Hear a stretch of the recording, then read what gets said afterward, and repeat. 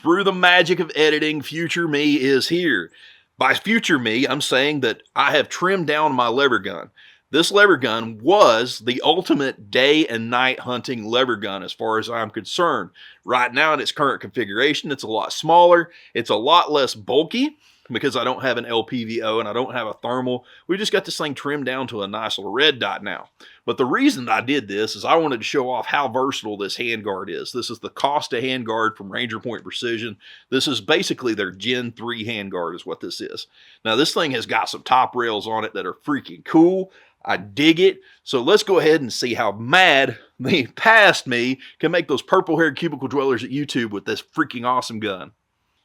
What's up, lever gun lovers? Pat here with the most ambitious lever gun project I have put together to date. This is my Henry X Model 4570. It is coined blasphemy. I didn't name it blasphemy. A viewer said that's blasphemy, and I just freaking embraced it. So now you see this thing, and it is covered with all sorts of parts. We've got a very interesting sighting system here.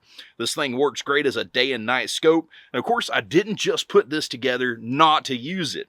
I have put hundreds of pounds of meat in my freezer with this. And of course, it wouldn't be an ambitious project up to my likings if I didn't load some kind of exotic ammo. This is a 500 grain Maker's subsonic projectile that I have loaded under a special load. This is subsonic 500 grain expander. So let's go ahead and shoot this thing into some water and let's see what we get. Holy crap.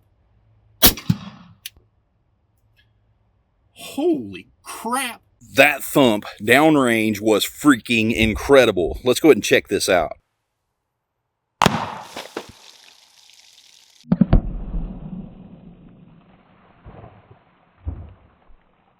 The GoPro didn't record. Shame on you, GoPro. It's about time to get rid of that stupid thing. So here is jug 1 or 2. It blew that thing wide open. There is jug 1 or 2. It blew it wide open. So now let's go over here to the stack. So we've got a good one over here on the flank. This one right here took a hit and an exit. Look at that big 3 angled exit. That thing had fully expanded by the time it left that. So we got one over here that's got nothing. Tell me. Oh, I see copper. I see copper. Cool. Heck yeah. I'm going to take my knife and cut this thing out. There we go. Shoo-wee. Look at that. Such a nicely expanded projectile. Dude, I dig it. It's pretty neat. You see the shape there? The 3 petals exited the water jug and left their little signature. That is freaking cool. And boom, here she is in all her glory. This is the Henry X Model 4570. On muzzle duty, we have got the Silencer Co Hybrid, factory barrel, factory mag tube. Right there's the elephant in the room. This is the Ranger Point Precision Chris Costa handguard. This Costa handguard, I wanted to put this together just for the versatility of this.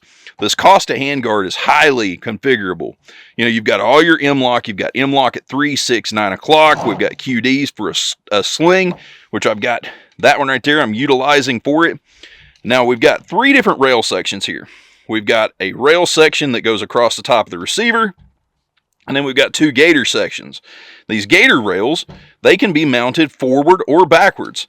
You see how this lip right here is pointing back to the front? Well, by the time of the end of this video, I will show you a complete another setup, because I'm going to wind up taking this to a booth where actually I'm going to take this gun down to the Gundies and run it in the Henry booth and let everybody shoot my gun. So by the time you see the end of this video, it'll have a completely different red dot setup. So now, right here, this is a Pulsar FXG50. This is a clip-on thermal, and I wanted it on here to show the versatility of this rail setup. Now you can see my optics just a little bit high. I always like them a little bit lower than that, but the center line of my thermal necessitated me bringing the optic up. And I've got a nice set of worn rings. These worn rings have been holding on great. They maintained 0 through 3 states that I covered, and all of the hunting, the trekking, the hiking, the in and out, the spotting and stalking, all that. Those worn rings held 0. As for your daytime optic, this is a Zero Tech Vengeance 1 through 6. Now this thing, I love the reticle. It's really fast. Me having all that drop out of that subsonic round, this reticle is really fast, really easy to use. It is perfectly accurate, very repeatable. Now the only problem I had out of this, the scope was solid, right? You can see I still have a little bit of a nub for the throw lever. Well, I wound up in my trek across 3 states. I lost this lever, and it is laying in a field over in the Carolinas somewhere. But there's still enough of a nub that you can grab it and give it a quick throw when you need it. Because with this optic, it being second focal plane, you kind of have to use it on 6 power for your drops, because your power, at 3, you have to do everything in division and all that. It's just easier to throw it over to 6 and know that you are perfectly on. And I did measure it against a target. 10 inches of drop is legit. 10 inches of drop at 100 yards. So that was perfect. Of course, now let's go ahead and look at the rest of this.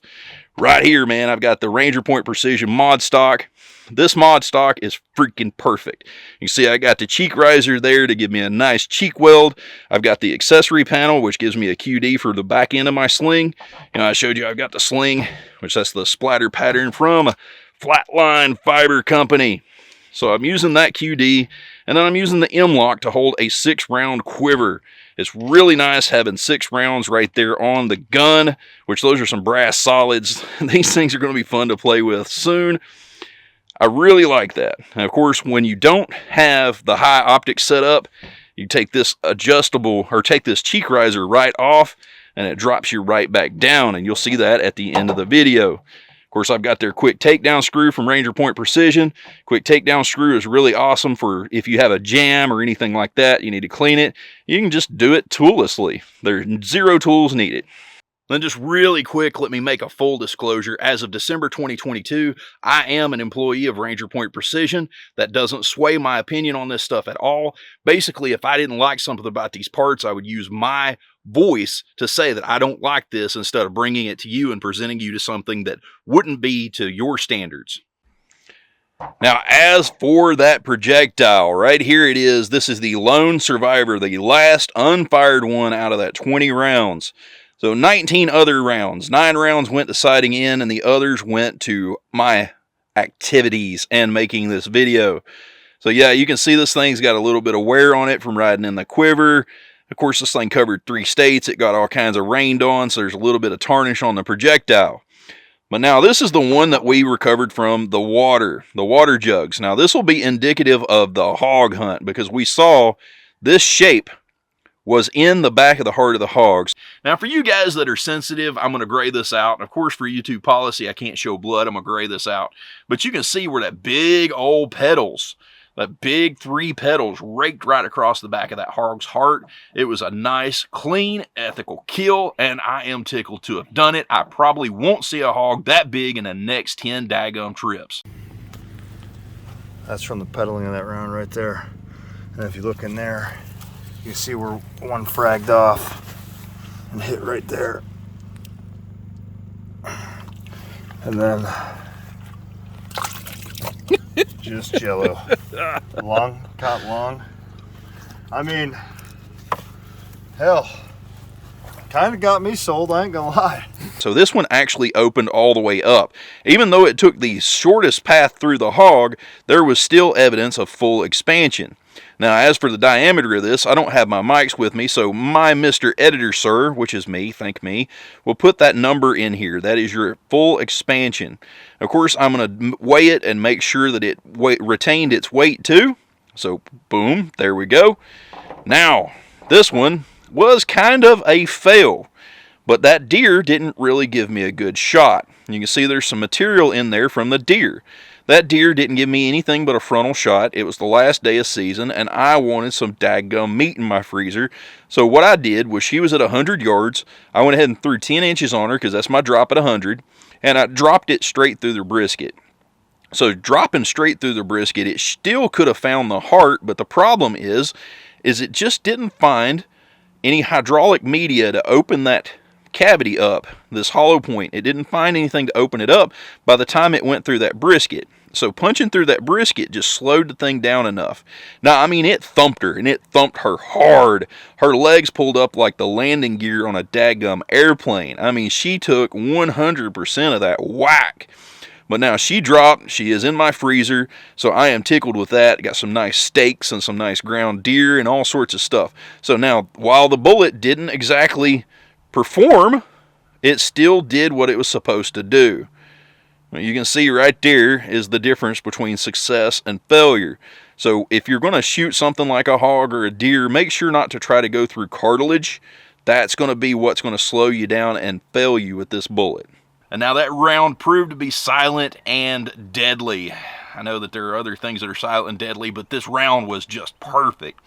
So that big board that I was telling you about at the beginning of the video, we went on a spot and stalk hunt. We just used thermals and scanned across the field, and we saw that hog, and I said, oh dude, that thing's big, we gotta walk it in.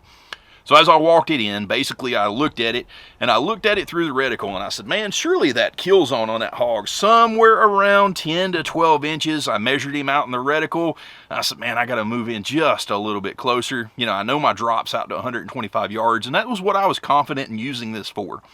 So as I walked it in and I looked and I said, oh, this is perfect. So this load being so slow and so quiet, it's crazy. You pull the trigger on it and it sounds like a staple gun, you know. Then you have the flight time, slower than sound barrier. It hit the hog. You can see it in the thermal. Now this is not my pulsar thermal. My pulsar thermal, I was too busy trying to pull the trigger than I was trying to actually turn it on and record. So I've got footage through his AGM handheld, which is a way lower quality handheld thermal. But now what it did was it hit that hog. That hog took off running, just blowing steam. You could just see the hot hydraulic fluid coming out of that hog. He took off running. So we didn't get any body slap back yet. Sean, now this took less than 3 seconds, but it takes forever to explain it. So Sean says, "Did you miss?" About that time you hear come across that field. Holy crap, the thump was incredible. So future me is back. Of course, it didn't take me long at all to reconfigure this thing. I took my top rail off, I took the LPVO off, of course I took the thermal off, and what I wound up doing is just putting a Zerotech Thrive red dot on here. Now these gator rails can be flipped completely backwards and give you an extension back this way. The reason that I did that is because I wanted this red dot in perfect placement. So basically all I've got to do, you know, this is how I would be firing it, is up here. Now if I want to adjust the brightness on my red dot, all I got to do is come back, you can see right there, and then I'm just right back in it. So that goes to show exactly how much I enjoy this thing, how much the versatility it just gave me. I am absolutely tickled with my rifle now. This thing is freaking awesome. So now if you would, go ahead and check out my Linktree links below. I've got some affiliate links down below. Channel usually makes about 3 to 5% on what you spend, which isn't much. I'm not getting very many click-throughs, so if you guys could go down there and check that out while you're getting your clothes, your optics, your camouflage, whatever you're getting, just go ahead and go down there and check that out. It helps put more ammo back in the guns, more gas in the tank, and helps me go on more adventures and turn the camera on while I'm doing it. So anyway, y'all have a wonderful day. We'll see you next time. I love you, and I love my Henry.